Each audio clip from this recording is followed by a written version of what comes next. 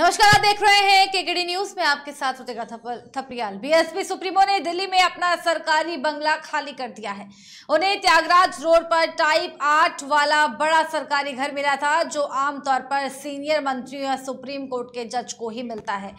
मायावती अभी किसी सदन की सदस्य नहीं है, फिर भी पिछले 5 सालों से उन्होंने ये घर अपने पास रखा था। त्यागराज रोड पर बीएसपी सुप्रीमो मायावती को 3 नंबर का सरकारी बंगला मिला था। मायावती को मोदी सरकार की तरफ से अब लोधी स्टेट में 29 नंबर का घर मिला है। पार्टी के महासचिव सतीश चंद्र मिश्रा अब तक इस घर में रहते थे और इसके पहले सतीश चंद्र मिश्रा राज्यसभा सांसद होने के नाते इस घर में रहते थे। अब जुलाई के महीने में सतीश चंद्र मिश्रा राज्यसभा से रिटायर हो रहे हैं। अब ये बंगला मायावती के नाम पर आवंटित हो गया है। इसी खबर में हमारे साथ में तमाम मेहमान जुड़े, उनसे आपको रूबरू कराएंगे। सवाल यही है आज पहला कि आखिर क्यों बीजेपी मायावती पर मेहरबान हो रही है। इस सवाल के साथ हमारे साथ में बीएसपी से, बहुजन समाज पार्टी से मोहम्मद हसीन इस वक्त जुड़ रहे हैं। आवाज मेरी आप तक पहुंच पा रही है? जी आ रही है आवाज। स्वागत है आपका। सवाल यही है आपसे मोहम्मद हसीन कि आखिर बीजेपी मायावती पर इतनी मेहरबान क्यों हो रही है? देखिए, पहले तो मायावती जी पे मेहरबान होने का तो मतलब कोई नहीं है। बहन कुमारी मायावती जी ने हमेशा भारतीय जनता पार्टी के लिए कोई अच्छे काम थोड़ी किए जो भारतीय जनता पार्टी उनकी मेहरबान रहेगी। और बहुजन समाज पार्टी ने हमेशा भारतीय जनता पार्टी का किला ढाने का काम किया है, ना कि बनाने का काम किया है। और उत्तर प्रदेश की अकेली एक ऐसी शेरनी है बहन कुमारी मायावती जी, जो अकेले अपने दम पे सरकार बनाने का काम करती हैं।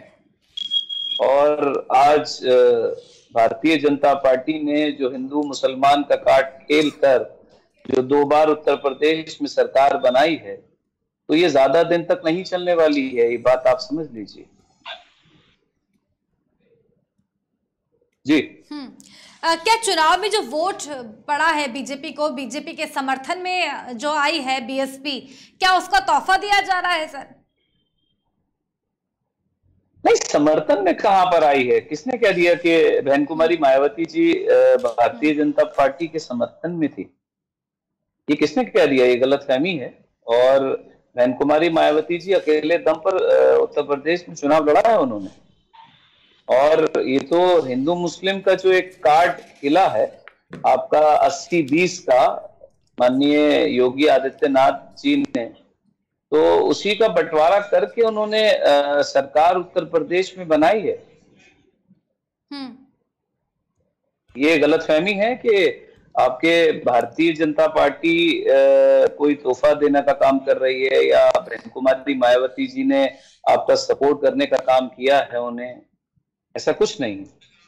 और स्पष्ट मैं एक बात और सवालिया निशान है मेरा, आप देखिए कि भारतीय जनता पार्टी की जो सरकार लगातार, अगर मैं अखिलेश यादव की भी बात करूं सर, अखिलेश यादव भी लगातार इस बात को तंज कसते हुए आए हैं मायावती को लेकर के।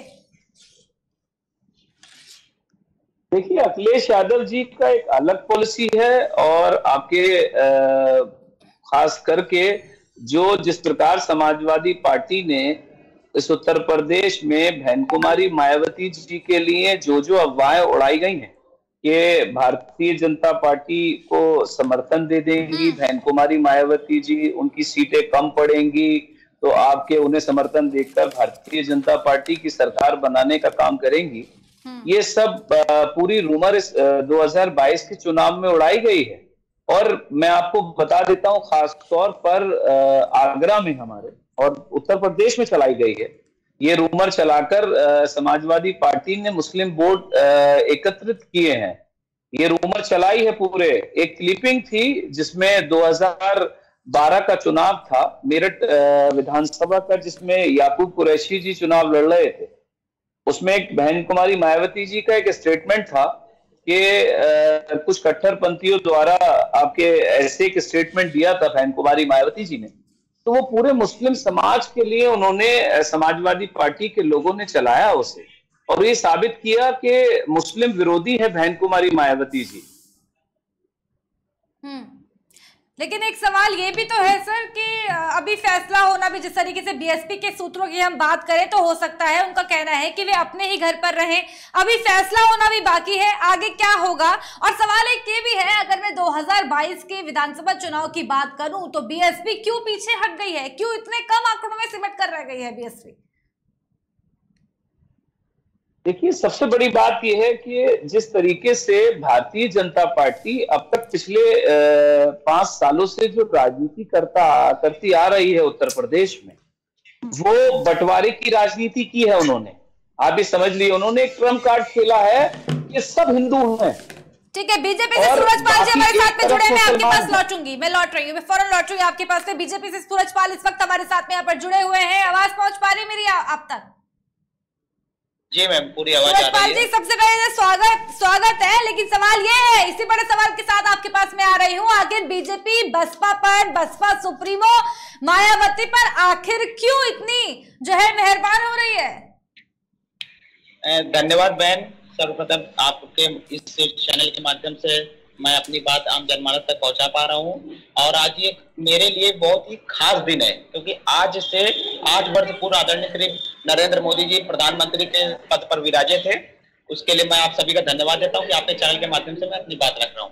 और जैसा कि बताया जा रहा है, हमारे प्रिय भाई जैसे बसपा से समर्थन करने आए हैं, कह रहे हैं कि भारतीय जनता पार्टी हिंदू मुस्लिम कार्ड के लिए, ऐसा कुछ नहीं है मेरे भाई। कहने का मतलब ये है कि आप खुद सोचिए, जब आपकी बसपा सुप्रीमो बहन मायावती जी पर समाजवादी पार्टी के गुंडों ने जब लाठियां गेस्ट हाउस कांड, वो भूल गए जब भारतीय जनता पार्टी के स्वर्गीय ब्रह्मदत्त द्विवेदी जी लाठी लेकर पहुंचे थे, आपकी बसपा सुप्रीमो बची थी।